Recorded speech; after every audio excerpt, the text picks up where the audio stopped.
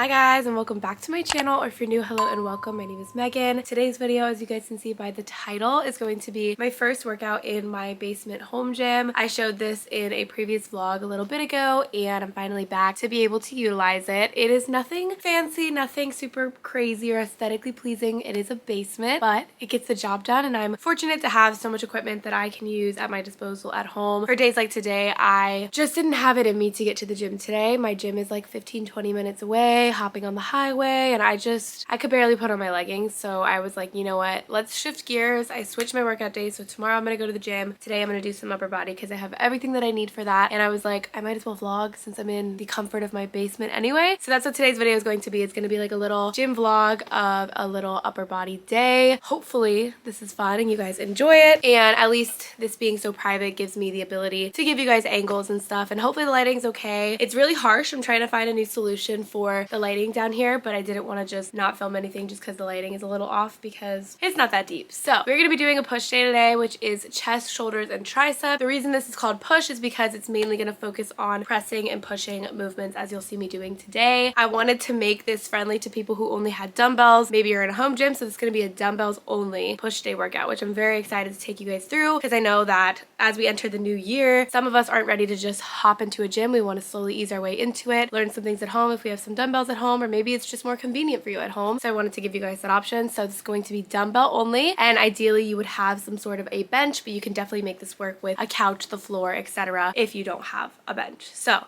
without further ado, we're going to get into it. We're going to start off with some dynamic stretching. So before you start out any type of workout, you want to warm up. I feel like upper body warm-ups are going to be the more neglected kind, but you guys do want to warm up. So here I just have my handy dandy band. You guys can use any band, or some gyms, if you're in a gym, have a pipe or something that you guys can use, but the band is super easy. If you don't have a band, you can just do these motions without any resistance as well. And I have a full video on my Instagram of my full upper body warm-up routine, but I'm just going to quickly warm up, and then we're going to get into the first exercise.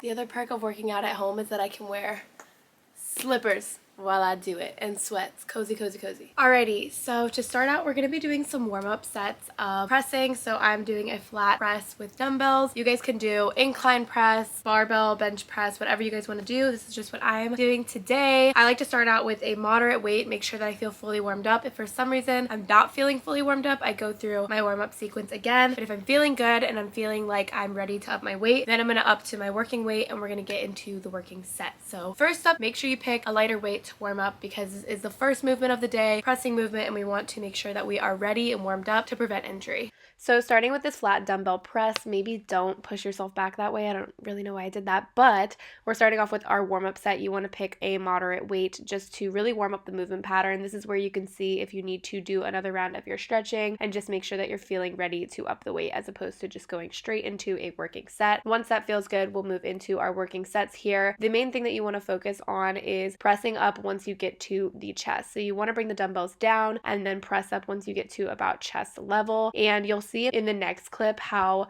I look from the side, but from the side you want to ensure that you're not flaring your elbows straight out from where your shoulders are. You actually want to have a slight internal rotation towards your body to allow for more comfort for the shoulder joint. So as you guys can see from this angle, I'm not just going straight out from my shoulder. I'm kind of at a little bit of an angle. As far as your placement, you can have a slight arch in your lower back, and you want to have your shoulder blades, butt, and feet all planted and driven into the bench or ground to allow you to have different points to ensure that you are stable throughout the movement. I'm a little bit out of breath, but we're doing good.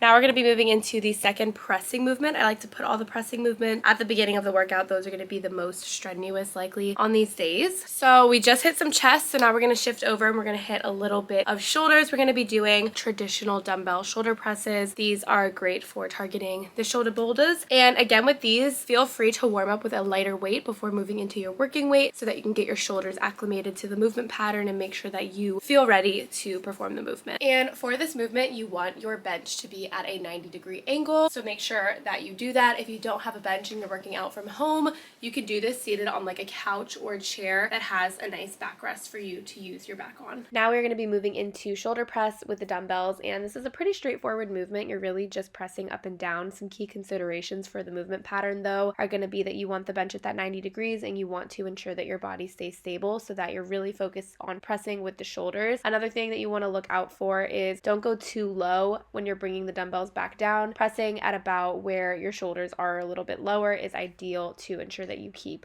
emphasis on the shoulder muscles. And just like with the last exercise, you don't necessarily want your arms to flare straight out from your shoulders. You want to bring your elbows a bit in. I could have even brought my elbows a little bit more inward, and this is again to have some protection for the shoulder joints, as going straight out can sometimes cause irritation for people. Filming yourself from this angle is super helpful. It's helpful for me right now to see that I can bring my elbows and arms a little bit inwards, but you want to pick a weight that gives you a good struggle. As you guys can see, the last rep being a little bit difficult for me. Okay, now we're going to move into one more shoulder movement. It's going to be lateral raises. You guys probably see these all the time. These are so good for isolation of the shoulder. If you guys feel like adding a little bit of spice or you want to get your workout done more efficiently, you could also superset the last move we did. So you could superset shoulder press and lateral raises together. Since I had a little more time today, I decided not to do that, and I only have one dumbbell set, so I'd have to like shift them up. Now we are moving into some dumbbell lateral raises. These are a great movement for the shoulders and one that I think are really important that you learn how to do. And essentially with these, you want to raise up and really focus on not going too high or losing control of your arms. Ideally, you want to stop where you get to shoulder height and create a T with your upper body. From the side angle, you guys can see again, we're not raising straight out from our body. I know I've said this like a million times, but this is to protect the shoulders, and it's just a better alignment overall for the muscles. Ideally with these, you want to try to keep them controlled, and typically I like to work these in a higher rep range to really feel that burn and muscle contraction, since it's harder to increase the weight that you're doing on these. Okay, next up we're going to be moving into dumbbell chest flies. These are something that you see traditionally done with the cable machine, or there's usually a machine at your gym, but if you are at home, you can still do this movement. It's just a little bit different of a setup and positioning, but basically you want your bench to be at the flattest that it can be. If you don't have a bench, you could also do these at an incline, so you could do something that is inclined to allow you to get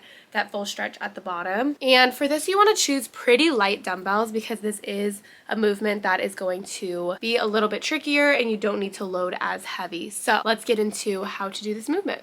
Now we're moving into flat dumbbell flies. You could also do these at an incline if preferred, but the key consideration with the form on this movement pattern is you are just going to hold your dumbbells up above you and then think about allowing your arms to fully open up at the bottom and then bringing them back together. The tip that I have for remembering how to do this movement is think about opening wide to give someone a hug, and then think about a really tight embrace, and that's going to help you kind of get that movement pattern where you're opening your arms super wide, getting that full stretch, and then bringing them back together to give someone a hug, for example. And with this movement, you really don't need to load it super heavy. The gravity of you being flat is going to make it a lot more challenging than it may seem, and overall you just want to focus on getting that full range of motion throughout the movement. Alrighty, we're moving into our final movement of the day, which is going to target the last muscle group that we need to hit, which is going to be our triceps. So typically I would do cable tricep extensions. I don't have a cable, so we make something else work. I have a few options for you guys. The first one would be holding one dumbbell behind your head and doing tricep extensions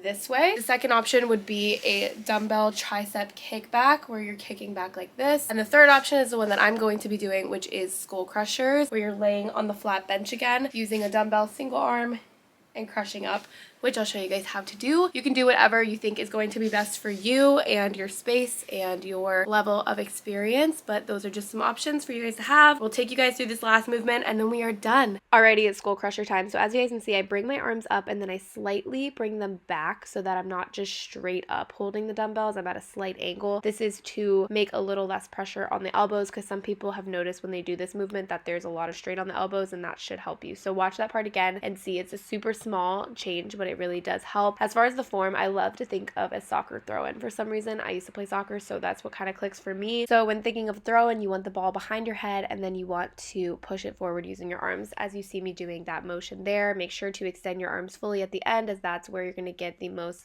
tricep contraction. And be super careful because these are skull crushers, so you don't want to hit yourself in the face. Okay, that's going to conclude today's push day. I hope that it was a fun, different kind of workout style for you guys. I wish that I could do every workout here. I don't think I could really do a great back day, but I'll definitely try to do more dumbbell only or limited equipment videos down here for you guys so that I can show you guys that you guys can 100% get things done even without a full gym. Honestly, not having to drive all the way to the gym today was so nice, and it was nice to still be able to move my body because usually if I don't go to the gym, I just do nothing all day, which is not the vibe. So yeah, I hope you guys enjoyed this video. I hope it was helpful, and I can't wait to do more of these videos going into the new year. If you guys have any requests for videos, not even just at home, but just in the gym as well, please feel free to let me know. I want to be on my YouTube game next year, and I want to give you guys as much content as possible that is helpful. So just let me know what you guys are looking for, and I can definitely get those videos up and ready for you guys. I want to have like a content plan going into the new year. So love you guys so much. Thank you guys for the support, and I'll see you guys in my next video.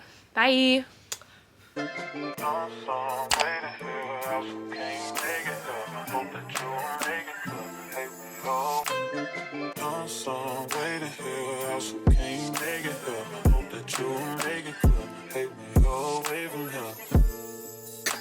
Should I hate when you're away from here so far?